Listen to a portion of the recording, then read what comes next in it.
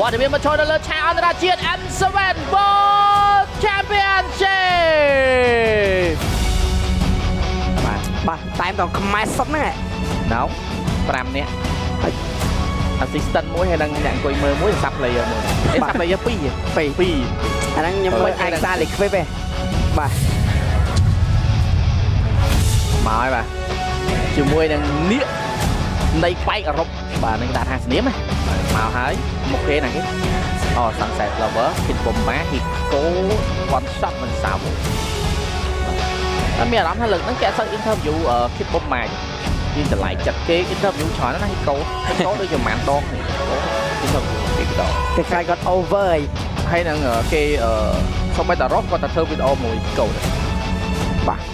តែរ៉ុបក៏ធ្វើវីដេអូមួយអូពីដែរឆែកកាបូបលុយបាទ back check បាទឆែកកាបូបលុយអូពីល្អហើយឆែកកាបូបលុយនៃកើទៅចប់អេកុំចេះកាត់អាក្រក់ទេនិយាយលេងបាទនេះគឺជាវត្តមានរបស់គ្រូបង្វឹកនិងជំនួយការដែលយើងមាន2នាក់ថាគេមានម្នាក់ទេ